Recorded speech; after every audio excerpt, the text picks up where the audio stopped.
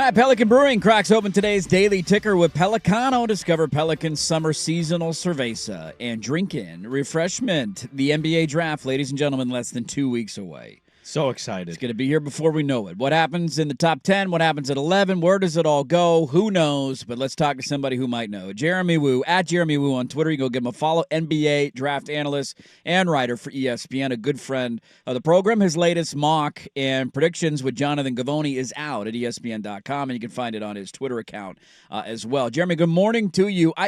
Just from like a 30,000-foot view, How should Blazer fans feel about having the 11th overall pick? When I look at this crop of talent, because you never know, sometimes there's guys that rise and you're like, damn, he went 5th overall, or sometimes there's still guys that are available. But just from the general pool of players that the Blazers could be choosing from, how should fans feel about that pool of players?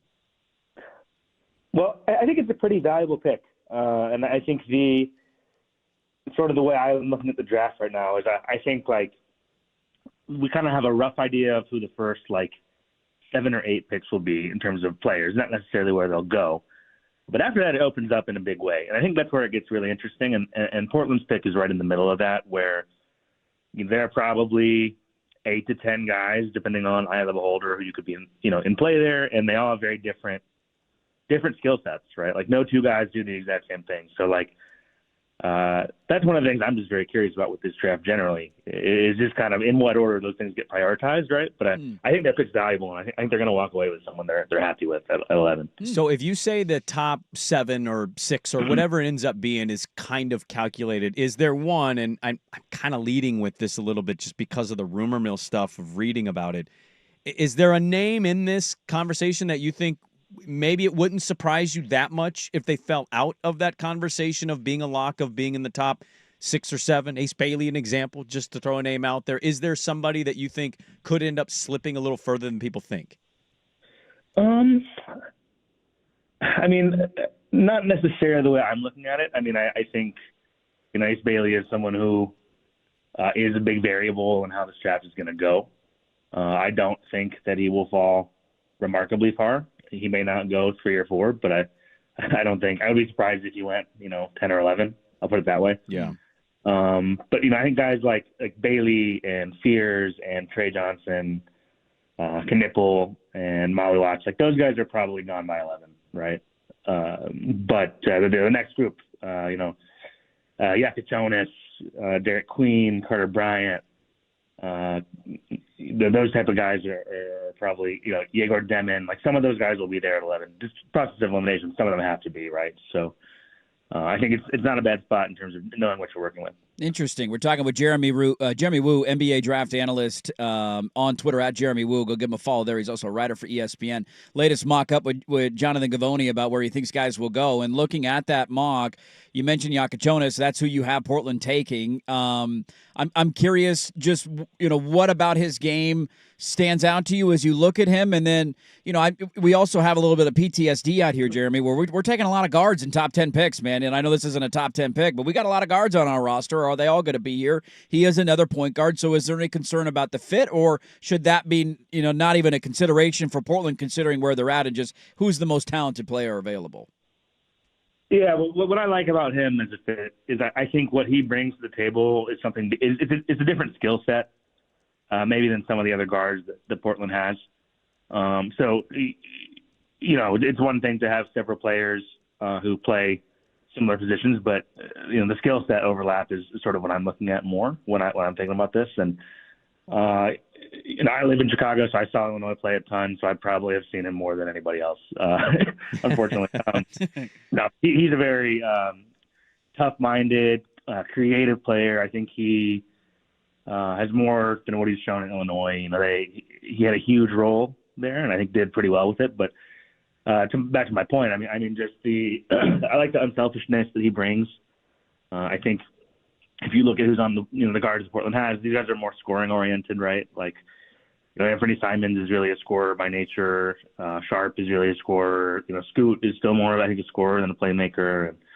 And I don't know what how the front office is going to move forward in terms of who stays and what they decide. But I do think having a guy with the size that Yakachonis has, the unselfishness, and he can play both guard spots, right? He's big enough. He's 6'6", so I think that those type of players are sort of malleable and kind of easy to slot in, and I think he's a winning player. So I don't think it would be a bad fit.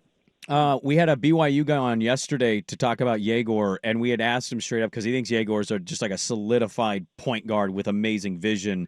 Asked him about off ball, wasn't as confident about the off ball, thinks he's a really traditional point guard in that sense. How is Yakachonis? Like, if we put him in a lineup and we've got a Scoot out there, how do you envision that? Like, how does that work in your mind with him coming into Portland?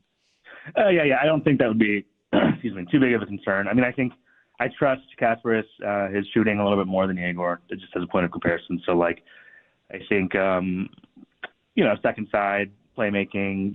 Most teams right now are rolling out multiple playmakers. I mean, the Pacers right now, a lot of the time they have Halliburton and Nembhard out there together, right? Like OKC often, Shea and Williams, they have like 2 or 3 guys in the court who can initiate the play, right? And that's kind of the way a lot of teams are playing right now. So again, the size factor helps in the case of Yakachonis, right? Where at least he's big enough to maybe slow down a bigger player.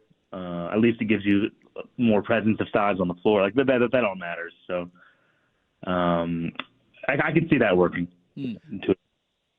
You work with a guy that used to work with a assistant general manager of the Blazers. I'm just curious, like, Mike Schmitz have a type when you think about mocking and you have an idea of certain teams and people making decisions that are important? Like, Mike Schmitz reveals he kind of has a type and Yakachonis fits the type?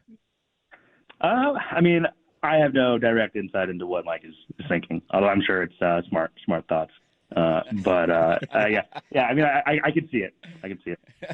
I want to ask you about a couple other guys because, as you mentioned, first 6, 7 picks, we kind of know who they're going to be. At least we just don't know exactly where they're all going to go. And then after that, it's a throw a dart at the board and let's see what sticks, right? And we've already listed a couple of names here. Carter Bryant is another one that has come up a lot for Blazer fans about his size, his athleticism. I think you and Gavoni both had him going 14 to San Antonio, so it's right there in that range at 11 where Portland will be picking. What do you make of him, his strengths and weaknesses, and would 11 be a reach in your mind for Carter Bryant? No, I think I would guess he's in play, as they have these discussions there. Carter Bryant, I think, has two really good things going for him. One, just the skill set. Sort of, I know 3-and-D is kind of cliche, but that's more or less like what he does. I think teams are optimistic about the shooting. I think his passing and overall feel is like maybe a little underrated. And defensively, has a good defensive mindset. But the other thing is he has an amazing frame, right? So it's not just it's a 3-and-D guy, but here's a 3-and-D guy who could legitimately, maybe defend 2, 3, and 4, right? Because he's very strong and agile and has room to kind of keep improving. But like you see him in person, it's like, okay, like I get it, right? He looks like an NBA player. So those two things together, I think, bode well for him. And yeah, he's not a guy who's going to create offense, but I think he's a guy who's going to be able to knock down a shot, add versatility defensively in terms of matchups. And that's kind of the type of player that's valuable anywhere, right?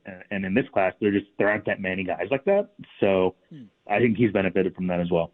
Is there somebody in that range, Portland's range, that maybe you're not as high on as the other names we've already mentioned?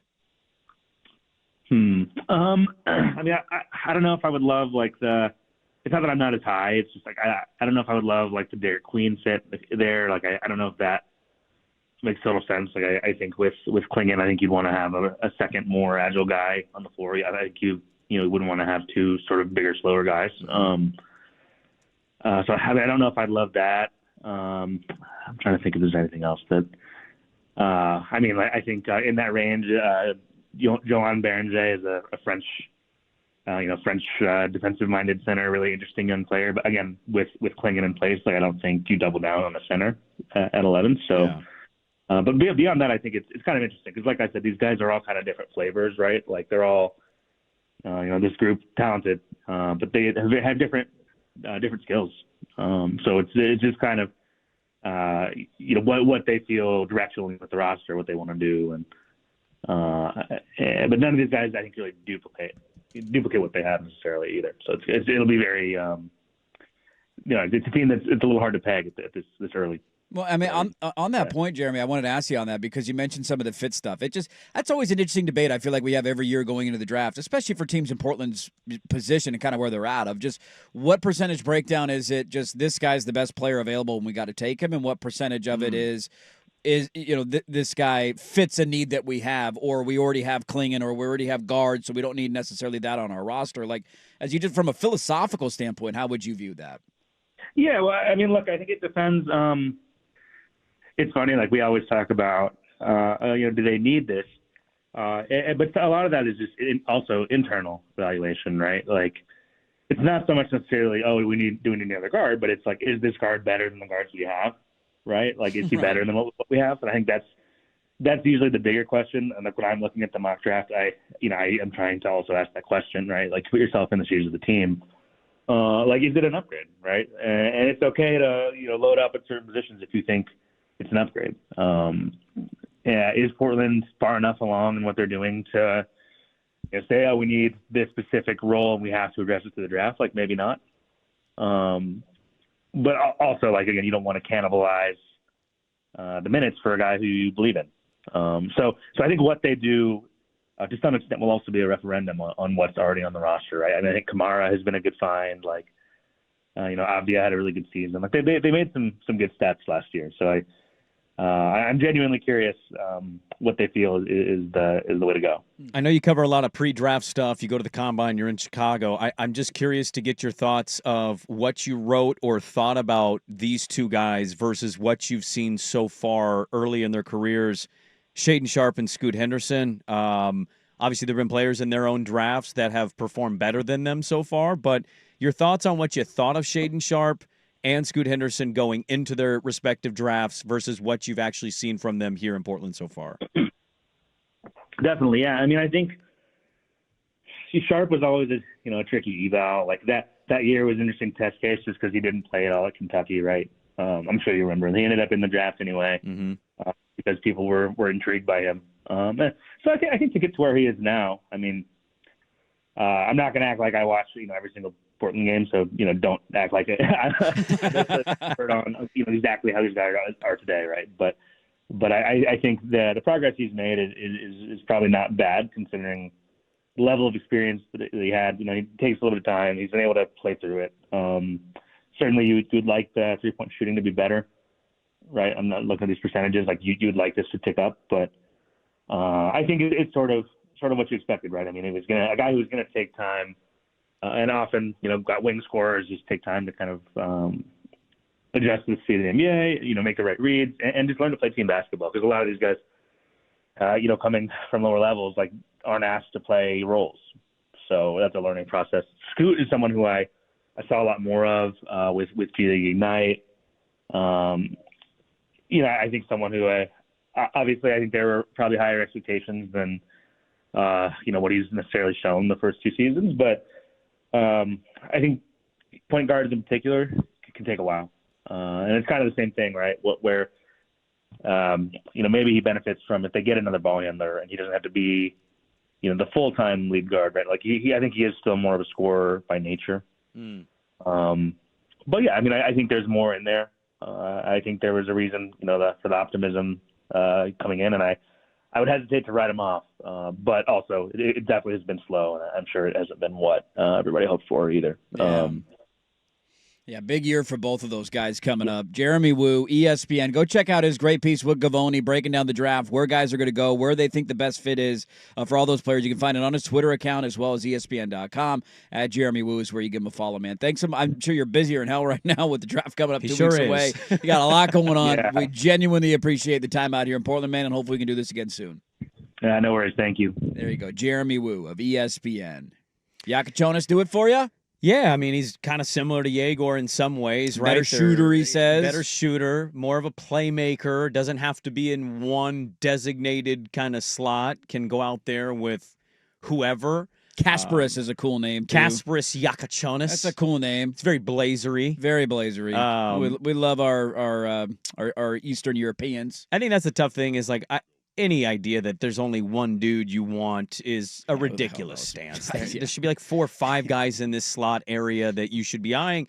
Derek Queen is one for me that's like very similar thought and feeling of don't do it. He could be a good NBA player, but I just don't. I wouldn't understand the fit. The fit thing, yeah. You got to look at the way that they're built. I just kind of feel like if you're not going a Carter Bryant, a coward, like you gotta go a guy that can control and dribble the ball, right? Now, Yegor is different because he's more of just a point guard. Yeah. But if you go Yakachonis, assuming he's available, yeah, it would kind of fit exactly the way that they're building this thing. Pacers are a good team to point at too, which are currently being constructed by 2 Portland guys. Be nice to have those guys running the show, wouldn't it? Be kind of cool. Yeah, we got our own guys. That's all right. We got our guys.